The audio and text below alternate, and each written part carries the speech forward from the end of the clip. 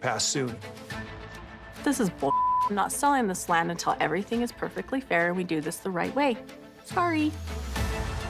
It's a standoff at the Coyote Pass. For over a decade, we've witnessed the so-called Brown family empire unravel piece by piece. What once looked like a fairy tale of plural marriage has collapsed into something closer to a modern tragedy. A cautionary tale drenched in narcissism, financial chaos, and relationships destroyed beyond repair. And just when viewers thought they had already seen the worst, after the fights, the gaslighting, the tear-stained confessions, and the bitter divorces. Healing with Mary. I would love healing with Janelle. I would love healing with Christine. Something new came along to prove us wrong. Because when the TLC cameras finally stopped rolling, when the paychecks began to dry up, reality caught up with Kody and Robyn Brown in the harshest way possible. And instead of meeting it with modesty, they did what narcissists do. They doubled down. They didn't merely hit rock bottom. No, Kody and Robyn took a shovel and began digging. And what they dug up was their most humiliating scam yet. A panhandling in desperation, effort at digital begging, a GoFundMe campaign so cringeworthy, so shameless, that it didn't just quietly fail. Her name is Robyn, and she would never let me do anything naughty. As bad as I want to do it. It went viral, but not out of sympathy.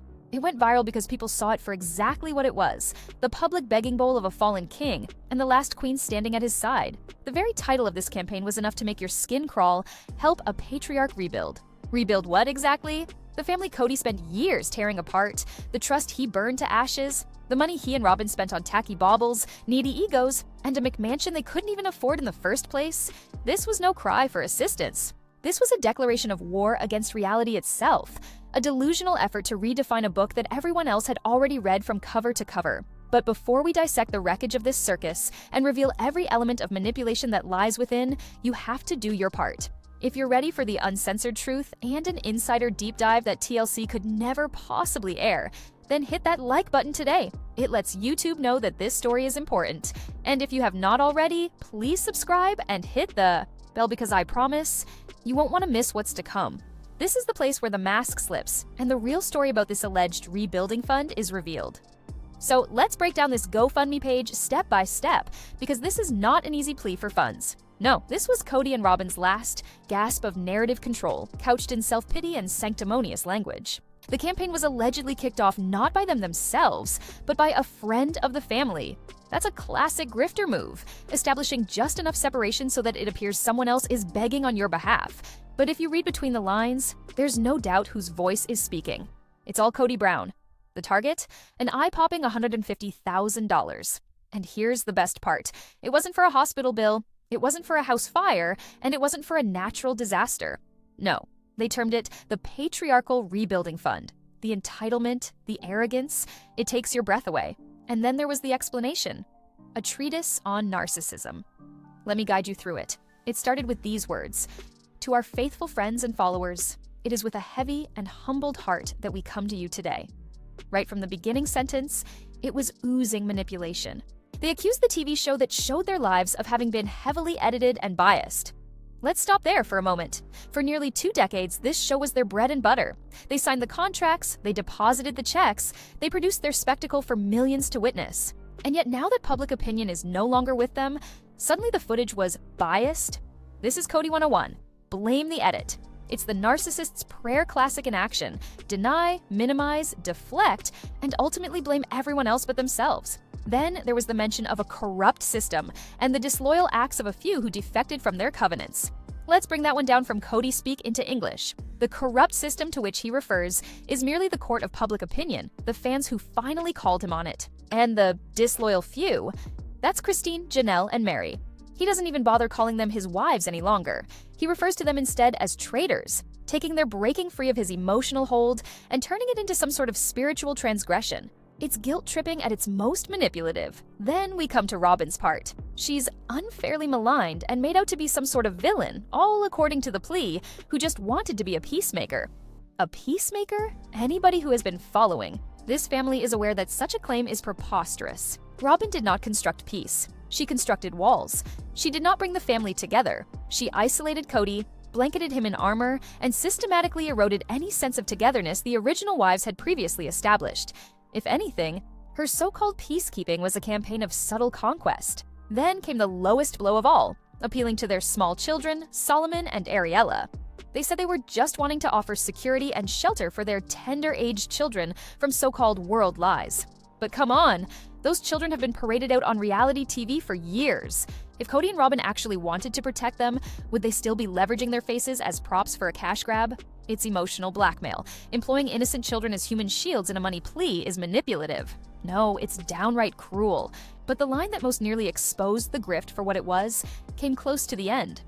We are not asking for a handout, but for a hand up.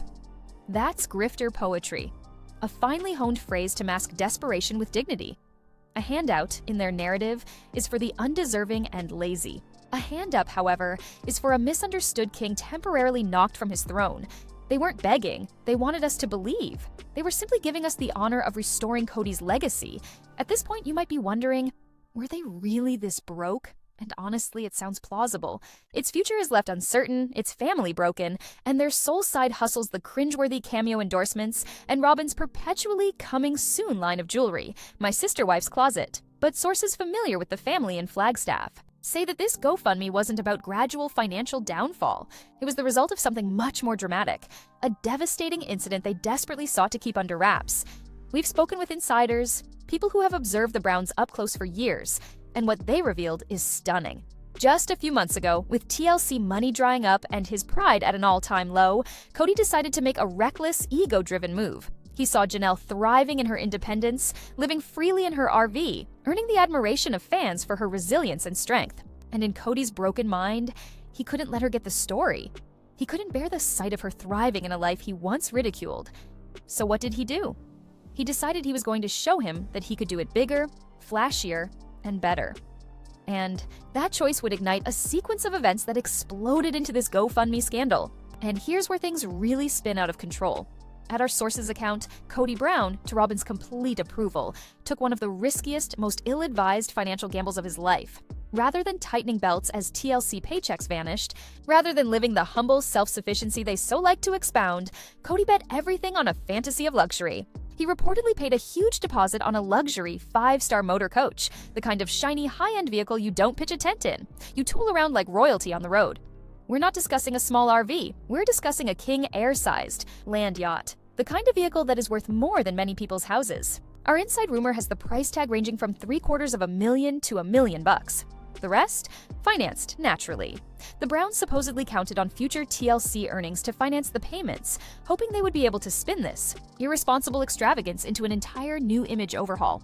Picture this: Patriarch on the Move, a shiny YouTube travel show, or even an offshoot series of Kody as a fearless, adventurous patriarch opening up new frontiers. They considered this to be their makeover, their pass for returning to relevance. But the fantasy collapsed before it got started. Because when the news came out that TLC was cutting episode orders and steeply reducing salaries for any potential future seasons, the financing firm didn't fall for Kody's fantasies. They called in the note. Kody and Robyn were suddenly left with the keys to a luxury motor coach they couldn't afford, and saying goodbye to a 6-figure down payment they would never see again.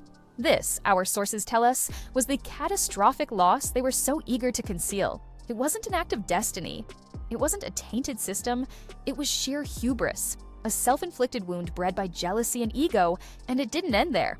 Meanwhile, at the very same moment, the other financial time bomb was ticking: the balloon. Payment on Robyn's notorious Shire Chateau, that humongous Flagstaff McMansion on Coyote Pass. From publicly available records, the picture is clear. The Browns' mortgage probably featured a 5-year adjustable rate component. And with interest rates soaring, their monthly payments were set to leap into a figure they could never hope to afford. Foreclosure hovered like a specter over the castle. So let's be clear that GoFundMe wasn't for ordinary living expenses.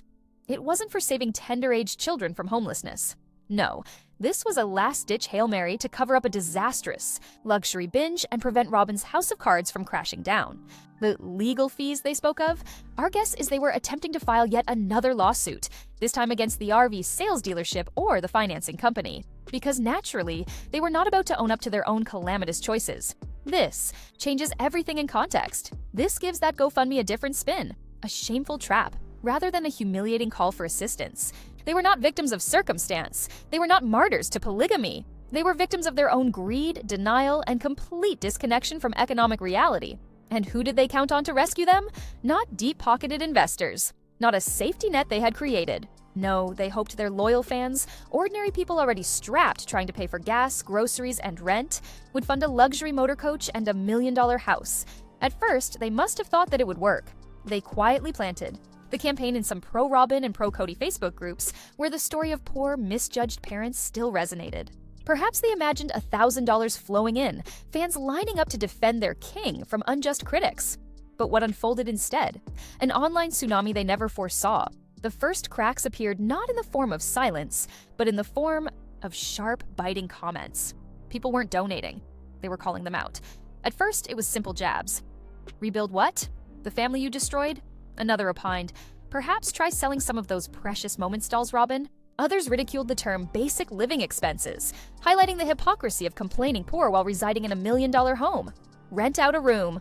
The tone was savage, and it only intensified, because then someone, an anonymous hero of the sister wives community, let a bombshell drop.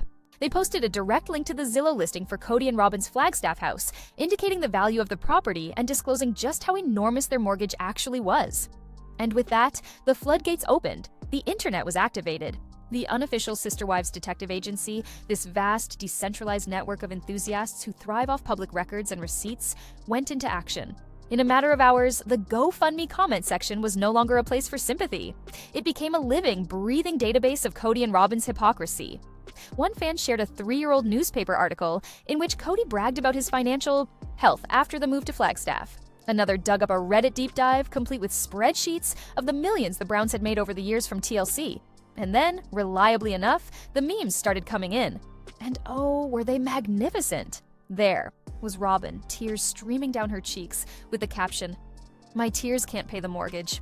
Nubba, there was Kody, wild hair streaming, grasping an invisible air guitar with the line, "Need cash to restring my air guitar." Even the massive mountain of moving boxes in Robyn's garage was parodied, captioning it, "Each box contains a bad financial decision." The internet wasn't just joking. It was keeping score. What had been intended as a low-key fundraiser became a viral spectacle. Gossip sites jumped all over it. Even mainstream media got in on the action, publishing snarky headlines. Twitter saw hashtags ridiculing the Browns trend alongside Kody's name. What had been intended to be their redemption story had become their most embarrassing to date. And while the internet had a field day, what about the other members of the Brown family, the so-called disloyal ones? Officially, they kept silent. But unofficially, the shade was to die for. Christine posted a glowing photo of herself and David enjoying a sunny vacation, captioned with, "So grateful for a life of genuine happiness and financial partnership." Hashtags followed. "Ni blessed and hard work pays off. Handark, true love." She didn't need to say the words, "GoFundMe." Everyone knew exactly what she was talking about. Janelle, ever the pragmatist, posted an Instagram story from her greenhouse, beaming with pride over her veggie garden. Her caption, "Creating actual sustainable wealth, one tomato at a time." With hashtags such as Meyer self-sufficient, off-grid goals, near smart choices. An explicit contrast between her down-to-earth, self-sufficient existence and Kody and Robyn's desperate online panhandling. Even Mary, who is usually mysterious, had her moment. She tweeted one of her classic motivational quotes. "The universe will always reveal the truth. You can't wear a mask of victimhood indefinitely. The bill always comes due." The timing was not coincidental. And then there was Gwen, Kody's blunt-talking daughter.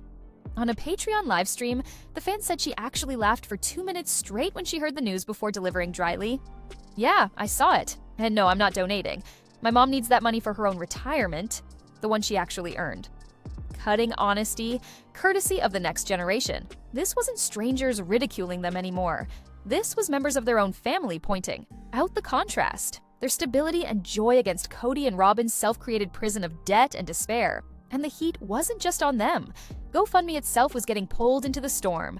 Thousands flagged the campaign as fraudulent on the basis of receipts, news clippings, and the very comments accumulating beneath the post. The company found itself hosting the internet's favorite dunkfest overnight. It was a PR disaster. Kody and Robyn, or their enigmatic friend, attempted to fight back. They deleted posts, frantically trying to quell the wildfire. But like everything else in their collapsing empire, they just couldn't keep pace. It was almost dreamlike to observe. For every post Kody and Robyn's team removed, 100 more cropped up in its place, sharper, louder, and more incriminating than ever. Their frantic bid to dictate the agenda was slipping away from them like sand, and the more they struggled to hold onto it, the more degraded the spectacle. In a final effort to save face, they issued what they touted as an update to their campaign. It buried, only reinforced their victimhood instead of winning hearts over. The note sounded as if it had been a sermon on self-pity. Thank you to the few genuine supporters who have donated. To the rest of you, your hate proves the persecution we are experiencing. The lies that are being posted here are taken out of context by bitter individuals who desire our family to fail. This is a war of the spirit, and we will not fall victim. To internet bullies, open your hearts. A war of the spirit. Consider that for a second.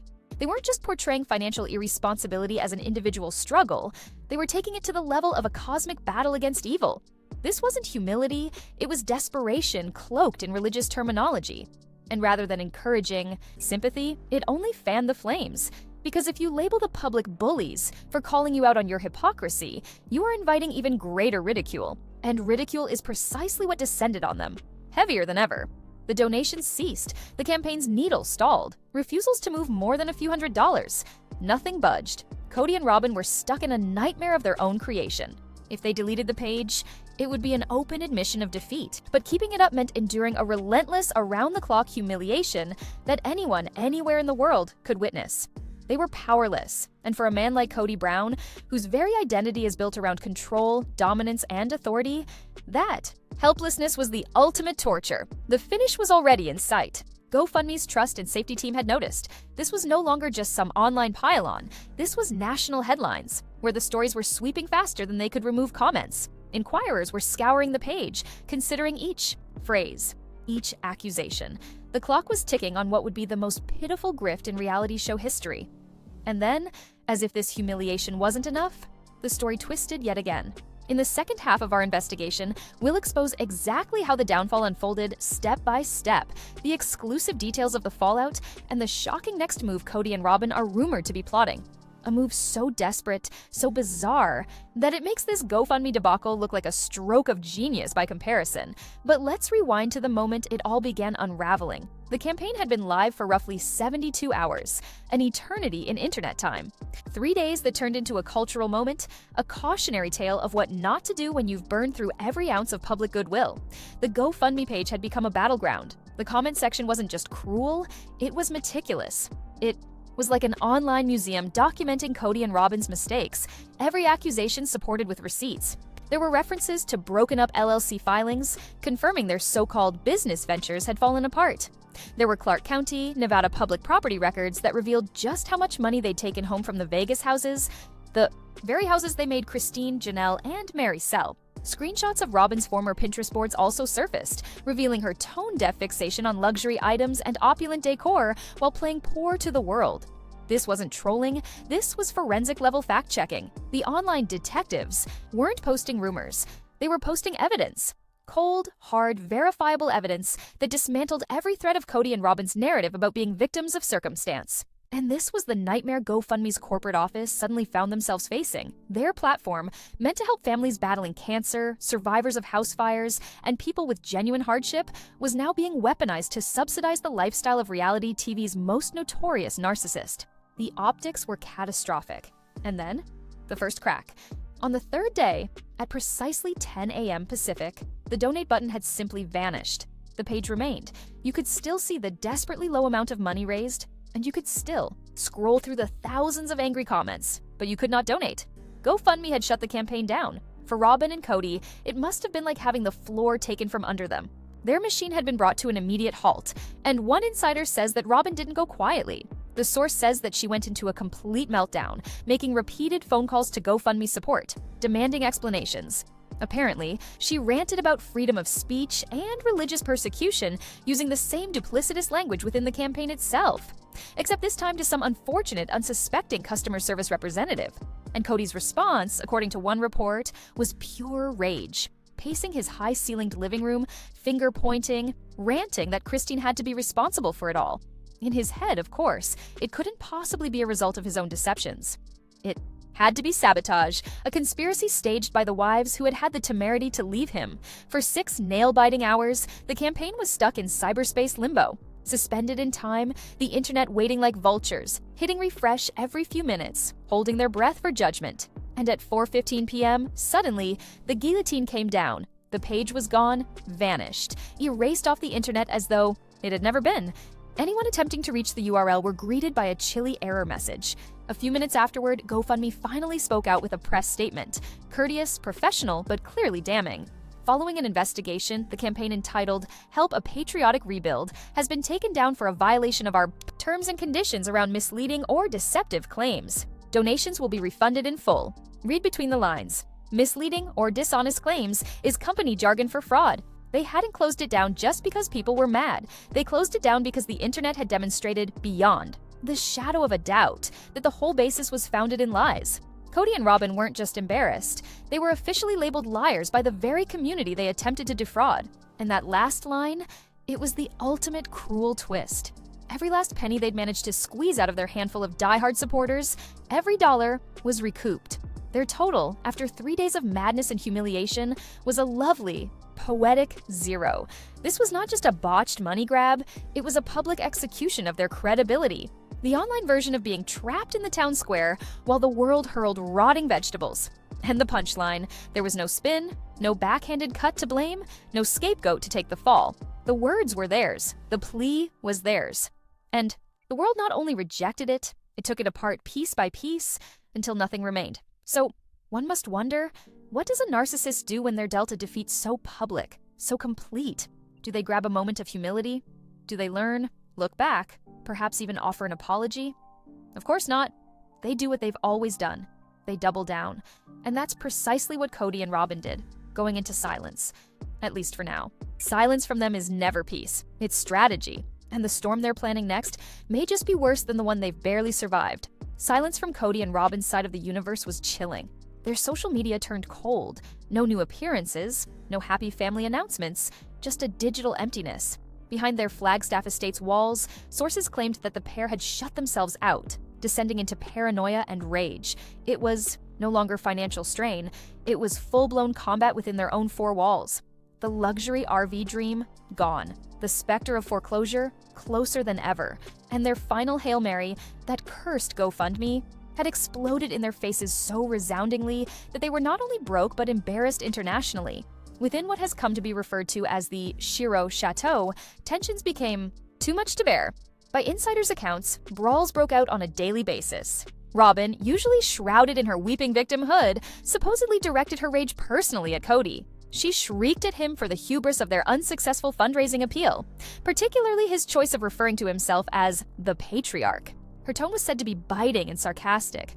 "I told you not to say that word. It makes you sound like a cult leader." Kody, being in his usual deflection mode, fired back with equal venom. He accused Robyn for their financial destruction, for the giant house, the porcelain dolls lining up on the shelves, the spending and wanting cycle with no end. His angry words created an image of a man holding onto a falling fantasy. The fantasy of being a dignified patriarch with a hair-raisingly devoted wife standing beside him. That fantasy was crashing faster than they could keep it secret. Following days of quiet, brooding in their own despair and defeat, they resolved to fight back. If TLC would not provide them with a platform, if the mainstream media ridiculed them, they would create their own message. And so, in what is perhaps one of their most ill-advised steps yet, they created a YouTube channel. 7 days later, when their GoFundMe campaign was closed for fraud, a shaky 45-minute video surfaced online. Recordings on an iPhone propped up on their mantle, the lighting, crude, unkind, and raw. The atmosphere was nearly tragic. Kody and Robyn, side by side on their beige couch, appearing like specters of themselves. Weary, enraged, cornered. What ensued was pure, unrestrained. Kody launched into eyes-flashing feral bolt energy that of a cornered animal striking back at unseen aggressors.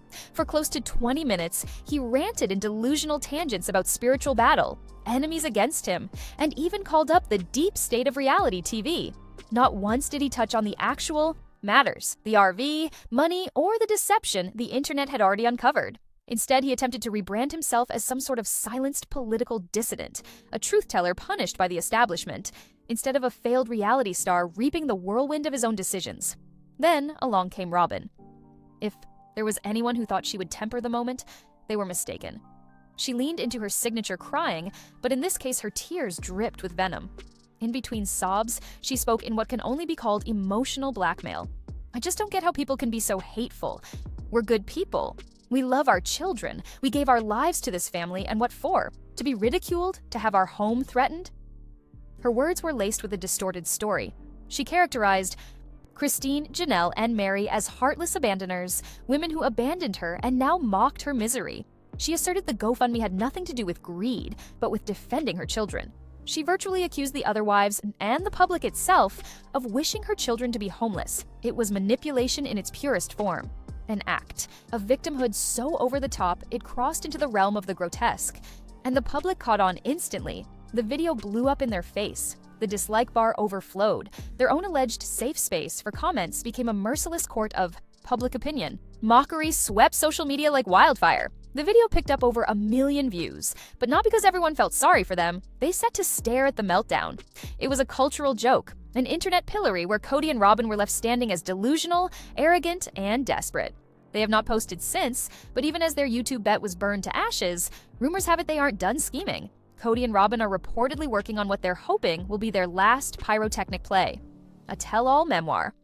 Not with a big house publisher, but with an independent press notorious for pushing boundaries. The supposed working title? Patriarchy Lost: How a Godly Family Was Sacrificed for Reality TV Ratings. If that headline in itself doesn't smell of desperation, the contents of it will, reportedly labeled from the start as unstable, manipulative, and the real weak link. The book, if it materializes, won't merely burn bridges, it will blow them up. It would be a statement of open-ended war against the very family members that they claim to love, including their own kids, many of whom stand with their mothers in lockstep. Could the book pay them? Perhaps. Could it redeem them? Not at all. It would trap them permanently in their villain role, tidying up history to suit them, but sacrificing every last vestige of private connection they could still hold on to. Now, what's certain is that Kody and Robyn are out of luck. Their GoFundMe went spectacularly wrong. Their YouTube exploded. TLC kept them at arm's length. Their foreclosure timer continues to tick away. And their family ties, the only thing that could have provided them with stability, are broken beyond recognition. This isn't just financial ruin. It's psychological collapse. They've become prisoners of their own delusions, clinging to a narrative that no one else believes. In their attempt to stay relevant, to force the world to see them as victims, they have instead exposed themselves as the architects of their own downfall. And now, they are a cautionary tale, a formerly famous couple now relegated to the punchline